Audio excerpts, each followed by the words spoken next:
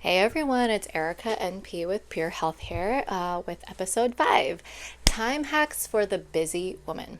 Side note, before we get started, I want to talk about my lovely swan here. So, a swan symbolizes grace, purity, beauty, and transformation, which everyone in my office is here to do. Okay, so if you've ever wished that there were more hours in the day, you're not alone. Between work, family, friendships, and trying to squeeze in a little time for yourself, it can feel impossible to do it all.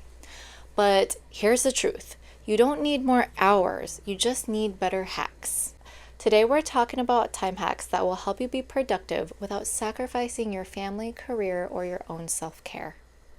Doing it all. Productivity is not about doing more, it's about doing what matters. If everything is a priority, nothing is a priority. And as if adulting is not hard enough to prioritize important things like work, doctor visits, dog care, self care, keeping a relationship with your friends and family, all of it. I'm here to empower women to let go of the guilt of not being perfect in every role. Time saving hacks for career and home. Group similar tasks together like emails, errands, meal prep. For me, I always tell people if it's not on my schedule, it's not going to happen. Make time to establish a good schedule or routine for yourself. It may help even to write it down. 2-minute rule. If it takes less than 2 minutes, do it immediately. Sunday reset. So it's important to plan meals, your outfits, and schedules for the week all in one sitting. It doesn't have to be Sunday, but you do need a reset day to get all of that stuff together. And when you are prepared, you feel like you can conquer the world. Use tech wisely. Calendar reminders, grocery delivers, etc. I know calendars and lists for me are super helpful because you can kind of check things off and just make sure you're kind of on schedule for the day. Systems create space for freedom. As a mom, what freedom, right? But we do need to make time for ourselves because when we are not well, how can we take care of others? Protecting time for the family. You should block non-negotiable family time on your calendar, just like meetings. Family time is super important, but also time with your spouse or significant other. We can get so busy in the day-to-day that we just forget. When I became a new mom, this was definitely a struggle for me, but everyone recommended to build my village, and building a village takes some time, but worth it. My husband and I, we try to go out once a quarter. My goal is every month. But for example, after my daughter was born, we did not hang out, just the two of us, until probably almost 10 months into her being alive. That was definitely long overdue. Micro moments. So take an intentional 10 to 15 minutes to connect with someone daily. This can be with anyone, but true conversation. In another episode, we will dive deeper into, what substance means. But essentially, substance is talking about the depth and character rather than just surface level qualities.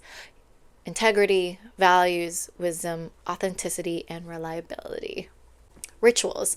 So a family dinner, bedtime routine, or a Sunday walk can serve as anchor points.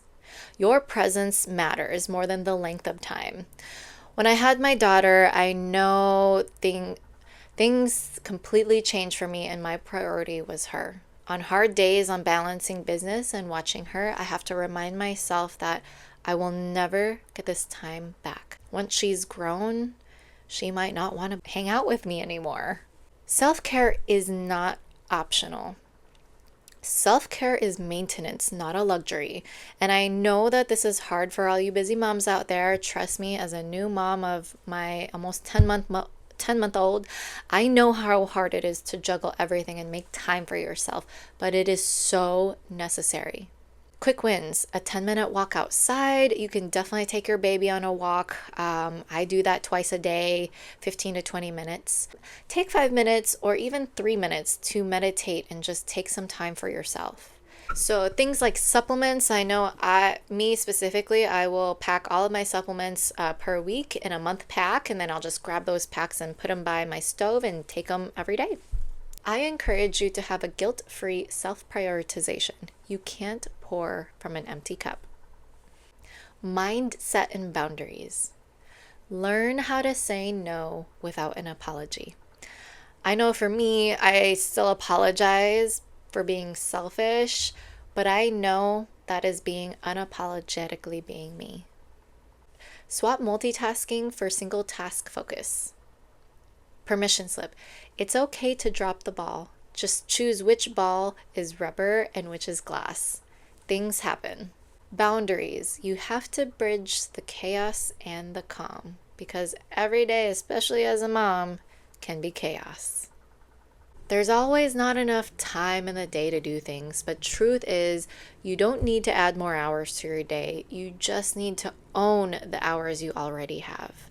By creating simple systems, protecting family time, and giving yourself permission to recharge, you'll find that balance isn't just a fantasy, it's just a practice. It's just practice and consistency. Remember, your time is valuable because you are valuable. I welcome you guys to share this podcast with any of your girlfriends going through life because us females, we all go through similar paths, but we're all different. Next week, we'll be talking about beauty and wellness trends, what's worth it and what's just the hype. See you next time.